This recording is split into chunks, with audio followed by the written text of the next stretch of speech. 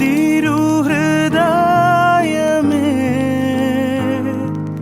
തീരാത്ത സ്നേഹമേ ആകാശം പോലല്ലോ. യേശു മിശിഹായ്ക്ക് സ്തുതിയായിരിക്കട്ടെ. മിശിഹായിൽ ഏറ്റവും സ്നേഹം നിറഞ്ഞവരെ, നമ്മൾ കുറച്ച് നാളുകളായിട്ട് ഈശോയുടെ തിരുഹൃദയത്തെക്കുറിച്ച് ധ്യാനിച്ചുകൊണ്ടിരിക്കുകയാണ്. ഞാനും കുറേ നാളുകളായിട്ട് ഈശോയുടെ തിരുഹൃദയത്തിൻ്റെ സ്നേഹത്തെക്കുറിച്ച് ഇങ്ങനെ ധ്യാനിച്ചുകൊണ്ടിരിക്കുകയാണ്. അങ്ങനെ ധ്യാനിച്ചുകൊണ്ടിരിക്കുന്ന അവസരത്തിൽ ജെറിൻ എന്നൊരു പയ്യൻ എനിക്കൊരു റീൽ അയച്ചു തരികയുണ്ടായി. അതെന്ന് പറയുന്നത് വിശുദ്ധ പൗലോസ്ലീഹ കൊരിന്തോസ്യർക്ക് എഴുതിയ 1-ാം ലേഖനം 13-ാം അധ്യായത്തിൽ നിന്നുള്ളതാണ്. ഞാൻ മനുഷ്യരുടെയും ദേവദൂതന്മാരുടെയും ഭാഷകളിൽ സംസാരിച്ചാലും എന്നിൽ സ്നേഹമില്ലെങ്കിൽ ഞാൻ മുഴങ്ങുന്ന ചേങ്ങലയോ ചിലമ്പുന്ന കൈത്താളമോ ആണ്. ഞാൻ എന്റെ സർവ്വസമ്പത്തും ദാനം ചെയ്താലും എന്റെ ശരീരത്തെ ദഹിപ്പിക്കാൻ വിട്ടുകൊടുത്താലും സ്നേഹമില്ലെങ്കിൽ എനിക്കൊരു പ്രയോജനവുമില്ല. സ്നേഹം ദീർഘക്ഷമയും ദയയുമുള്ളതാണ്.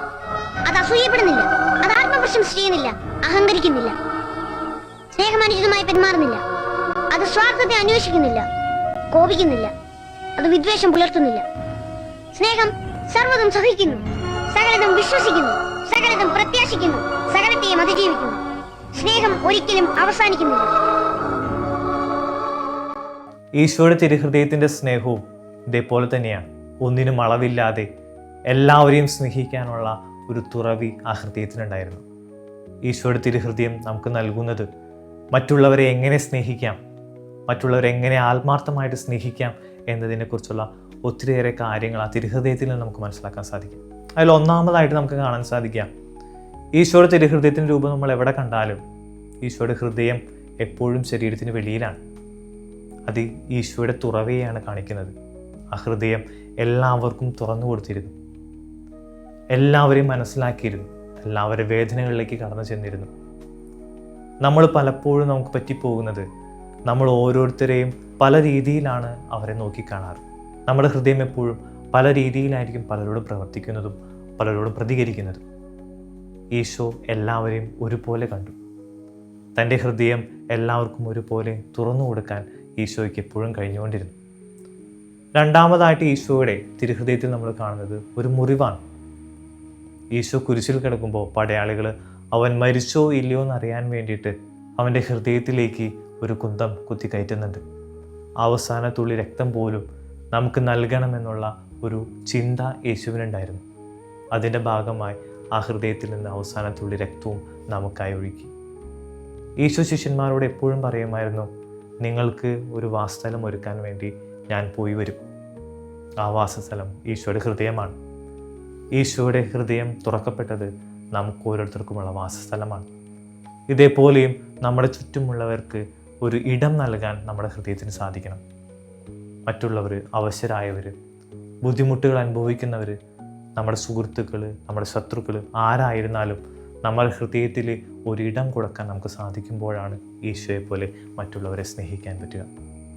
മൂന്നാമതായിട്ട് ഈശോയുടെ തിരുഹൃദയത്തിൽ കാണുന്നത് മുൾക്കിരീടമാണ്. ആ മുൾക്കിരീടം ഈശോയെ പരിഹസിക്കാൻ വേണ്ടി പടയാളികൾ ഈശോയുടെ ശിരസിൽ വെച്ചു കൊടുത്തതാണ്. യൂതന്മാരുടെ രാജാവ് എന്ന് പറഞ്ഞ് അവഹേളനങ്ങൾ ഏറ്റുവാങ്ങാൻ വേണ്ടിയിട്ട്. ആ അവഹേളനങ്ങൾ ഈശോയെ മുറിപ്പെടുത്തുമ്പോഴും ഈശോ ആ ശത്രുക്കൾക്ക് വേണ്ടി പ്രാർത്ഥിക്കുന്നുണ്ട്, അവർക്ക് വേണ്ടി അവരെ സ്നേഹിക്കുന്നുണ്ട്. ശത്രുക്കളെ പോലും സ്നേഹിക്കണമെന്നുള്ള വലിയ സദ്വാർത്ത ഈശോ നമ്മെ എപ്പോഴും അറിയിച്ചുകൊണ്ടിരുന്നു. ആ മുൾക്കിരീടവും സൂചിപ്പിക്കുന്നത് നമ്മെ മുറിപ്പെടുത്തുന്ന ഒത്തിരിയേറെ ആളുകൾ നമ്മുടെ ചുറ്റുമുണ്ടാവും. എങ്കിലും അവരെയും സ്നേഹിക്കാനും അവരെയും പരിഗണിക്കാനും നമുക്ക് സാധിക്കുമ്പോഴാണ് ഈശോയുടെ സ്നേഹത്തിലേക്ക് വളരുവാൻ നമുക്ക് സാധിക്കുക. നാലാമതായിട്ട് ഈശോയുടെ തിരുഹൃദയത്തിൽ നമുക്ക് കാണാൻ സാധിക്കുക കത്തിജ്വലിക്കുന്ന അഗ്നിയാണ്. സ്നേഹത്തിൻ്റെ ആ ജ്വലനം നമ്മുടെ ഹൃദയങ്ങളിലേക്കും കടന്നു വരുമ്പോൾ എല്ലാവരെയും ഒരുപോലെ സ്നേഹിക്കാനും ആ സ്നേഹാഗ്നിയിൽ ആ മറ്റുള്ളവരിലേക്ക് ആ സ്നേഹത്തിൻ്റെ ചൂട് പകർന്നു കൊടുക്കുവാൻ നമുക്ക് സാധിക്കും. അഗ്നി എപ്പോഴും പരിശുദ്ധാത്മാവിനെ നമ്മൾ സൂചിപ്പിക്കാറ്. പരിശുദ്ധാത്മാവിൻ്റെ വരദാന ഫലങ്ങളിൽ ഒന്നാണ് ആ സ്നേഹം. ആ സ്നേഹം നമ്മുടെ ഹൃദയത്തിൽ കത്തിജ്വലിക്കുമ്പോഴാണ് നമുക്ക് മറ്റുള്ളവരെയും സ്നേഹിക്കാൻ നമുക്ക് സാധിക്കുക. അഞ്ചാമതായിട്ട് ആ തിരുഹൃദയത്തിൽ നമ്മൾ കാണുന്നത് കുരിശാണ്. നമ്മുടെ പാപങ്ങൾക്ക് വേണ്ടിയിട്ട് നമ്മുടെ കുറവുകളൊക്കെ ഏറ്റെടുത്തുകൊണ്ട് ഈശോ വഹിച്ച കുരിശ്. നമ്മുടെ ജീവിതത്തിലും ഈ കുരിശ് വഹിക്കാനുള്ള ഒരു വിളി ദൈവം നൽകുന്നുണ്ട്. അപ്പോഴാണ് നമുക്ക് മറ്റുള്ളവരെയും സ്നേഹിക്കാൻ പറ്റുക. മറ്റുള്ളവരുടെ വേദനകളിലേക്ക് കടന്നു ചെല്ലാനും മറ്റുള്ളവരുടെ ആവശ്യങ്ങളിലേക്ക് ഇറങ്ങിച്ചെല്ലാനും അവരുടെ വേദനകളിൽ ആശ്വാസമായിട്ട് മാറാനും നമുക്ക് സാധിക്കുമ്പോഴാണ് യഥാർത്ഥത്തിൽ ഈശോയെ പോലെ മറ്റുള്ളവരെ സ്നേഹിക്കാൻ നമുക്ക് സാധിക്കുക. നമ്മുടെ ചുറ്റും ഒത്തിരിയേറെ വേദനിക്കുന്നവരുണ്ട്, ഒത്തിരിയേറെ ഭാരങ്ങൾ സഹിക്കുന്നവരുണ്ട്. അവരെ എല്ലാവരെയും ഭാരങ്ങളും അവരുടെ വേദനകളും നമുക്ക് ഏറ്റെടുക്കാൻ പറ്റുമ്പോൾ, നമ്മുടെ ചുറ്റുമുള്ളവരിലേക്ക് അവരുടെ ആവശ്യങ്ങളിലേക്ക് നമുക്ക് ഇറങ്ങിച്ചെല്ലാൻ പറ്റുമ്പോൾ, അവരുടെ ആവശ്യങ്ങളും അവരുടെ വേദനകളും നമ്മുടേതായിട്ട് മാറുമ്പോൾ നമുക്ക് യഥാർത്ഥത്തിൽ മറ്റുള്ളവരെ സ്നേഹിക്കാൻ പറ്റും. യേശുവിനെ പോലെ മറ്റുള്ളവരെ സ്നേഹിക്കാനും അവരെ പരിഗണിക്കാനും പറ്റും. സ്നേഹത്തെക്കുറിച്ച് അല്ലെങ്കിൽ മറ്റുള്ളവരെ എങ്ങനെ സ്നേഹിക്കാം, മറ്റുള്ളവർക്ക് എങ്ങനെ സ്നേഹം പകർന്നു കൊടുക്കാം എന്നുള്ള വലിയ ഉദാഹരണങ്ങളാണ് നമുക്ക് ഈ തിരുഹൃദയം നമുക്ക് കാണിച്ചു തരുന്നത്. മറ്റുള്ളവരെ ആത്മാർത്ഥമായിട്ട് സ്നേഹിക്കാൻ, അവരെ ആവശ്യങ്ങളിലേക്ക് ഇറങ്ങിച്ചെല്ലാൻ, അവരുടെ വേദനകളിലേക്കും അവരുടെ പ്രതിസന്ധികളിലേക്കും നമുക്കൊരു ആശ്വാസമായിട്ട് മാറാൻ നമുക്ക് സാധിക്കും. അപ്പോഴാണ് നമുക്ക് യഥാർത്ഥത്തിൽ ക്രിസ്തുവിൻ്റെ സ്നേഹത്തിൽ നമുക്ക് വരാൻ സാധിക്കാം. നമുക്ക് പ്രാർത്ഥിക്കാം. ഈശോയുടെ തിരുഹൃദയമേ, നിൻ്റെ സ്നേഹം മറ്റുള്ളവരിലേക്ക് കൊടുക്കുവാനും നീ ഞങ്ങളെ സ്നേഹിച്ചതുപോലെ മറ്റുള്ളവരെ സ്നേഹിക്കുവാനുള്ള വലിയ കൃപാവരം ഞങ്ങൾക്ക് നൽകണമേ. ഈശോയുടെ മാതൃമുള്ള തിരുഹൃദയമേ, ഞങ്ങളുടെ ഹൃദയം നിൻ്റെ ഹൃദയത്തിൽ നൊത്തതാക്കി അരുളണമേ. ആമേൻ.